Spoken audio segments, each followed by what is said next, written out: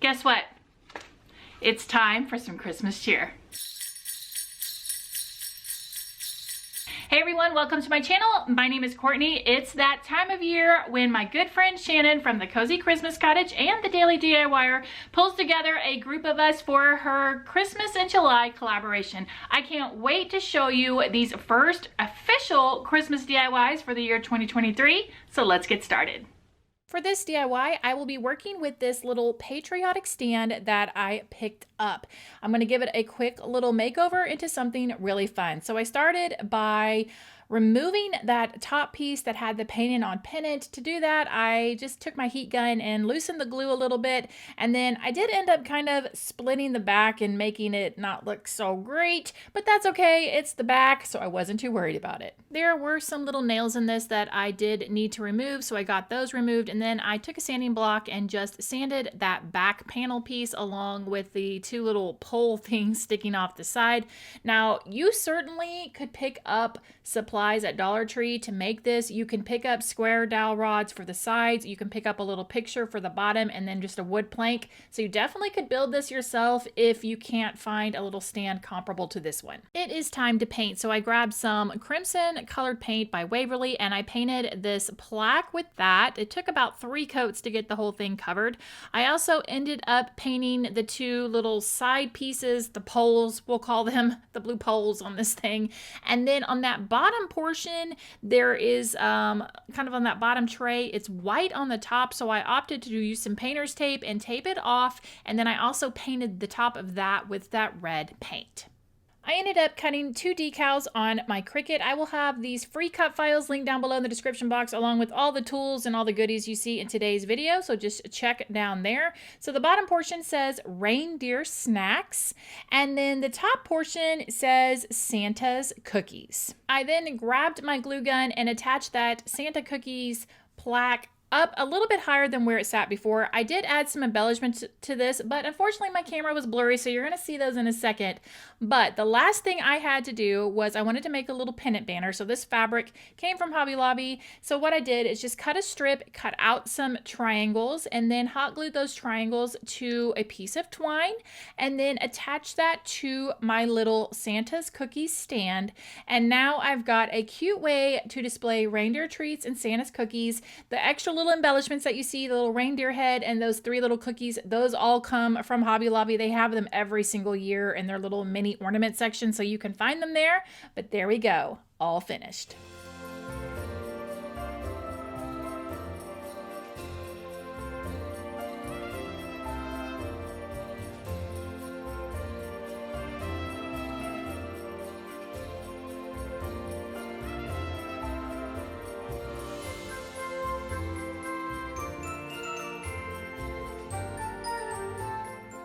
Now, if you want to get more bang for your buck with this DIY and display it all season long, consider making some of these faux cookies. Now, these cookies were actually part of the Christmas in July that Shannon had last year. I made these. I will link that full tutorial down below. They're super simple. You just need some clay, some colored glue sticks, some faux sprinkles. Grab yourself some of your Easter carrots, throw those down there, and then you definitely can make use of this for the entire holiday season.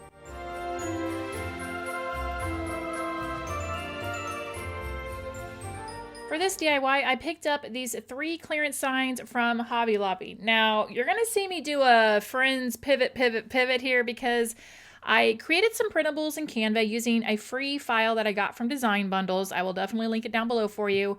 And I should have printed it on cardstock, but for whatever reason, I was just in the groove. I just printed it on regular paper, and then I realized you could see the print on these signs through it. So I could have painted these, but instead what I did was I took my printables and I sized them down just by holding them up to the light and then just creasing the sides so I knew exactly where to cut them.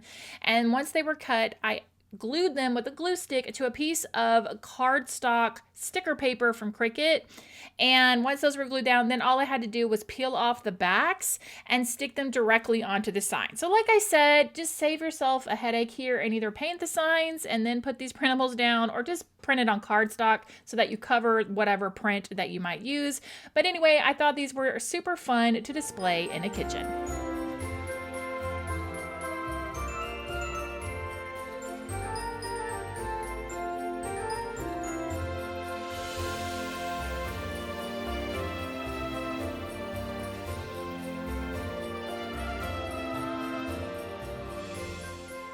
this Dollar Tree DIY is going to save you some money. So I've always loved those golden bells that you can hang on your mantle, and some of them can get pretty pricey. So I picked up 5 of these bells from this summer collection at Dollar Tree. And to start, you want to take out the twine, the little inside, and I took mine outside to my spray painting tent, and I decided to use a hammered gold spray paint because these kind of had stickers on them and I wasn't quite sure about the texture because I kind of have this whole plan for it. So I spray painted the inside and the outside of these bells. To add some depth to the bells, I grabbed some antique gold rub and buff and brushed it on with the paintbrush and then went in with a rag.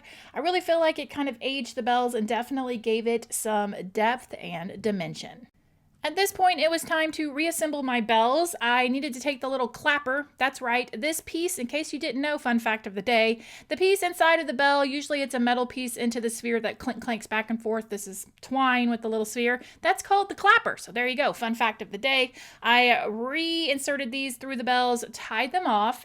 Then I grabbed a piece of nautical rope from Dollar Tree and I decided to thread my bells through the nautical rope, and I just took some twine and knotted it off because honestly, I'm not quite sure how I want these to be positioned, and since my good garland is packed away at the moment, I wanted to be able to move these around or kind of readjust as needed once I pull my good garland out for the actual holiday season. So for now, I'm just kind of temporarily attaching it to this twine, and then you could use these and honestly hang them on a piece of garland. You could hang them on your mantle. You could also just use them as large ornaments on a tree. That would look great as well, but I think this little makeover on these Dollar Tree bells turned out pretty good.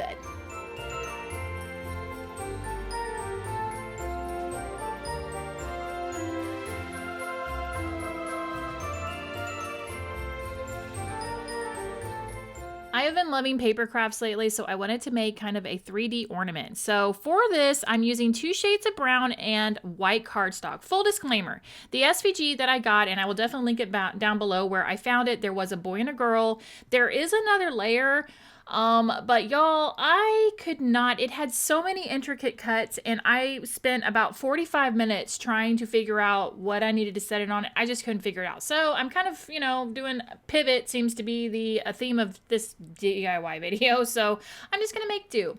So to start, you want to start with the dark brown base, and I've got these adhesive foam squares and I want to attach the lighter brown to that. So I'm just taking my squares and I'm actually cutting them down a little bit because they were kind of big, but I'm making sure to put enough that I cover it so that this will definitely kind of stand up a little bit off of the brown paper.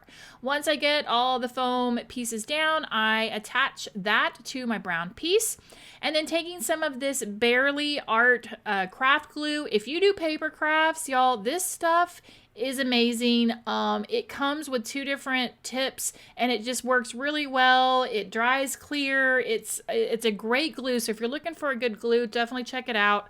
I'm gonna just, as best as I can, kind of stream this along the white portion of the gingerbread man, stick that down, put the mouth, the eyes, the buttons, and then the last thing I needed to do was just attach a little hanger to this, and I just took some red and white baker's twine and used a little bit of hot glue and kind of shoved it in at the top of the head since I had that gap from the foam pieces there, and voila, I've got myself a little unique gingerbread ornament.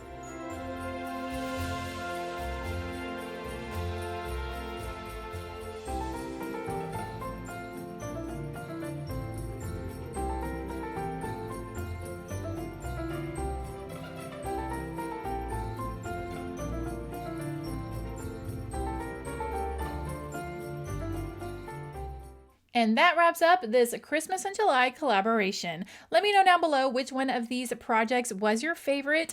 Also, let me know what themes are you thinking about for this year to decorate with for Christmas. I would love to know. Thanks so much for watching today. There is a full playlist down below, so make sure you check that out and check out all the other Christmas DIYs. Here are some more videos you might enjoy, and I will see you in the next one. Bye!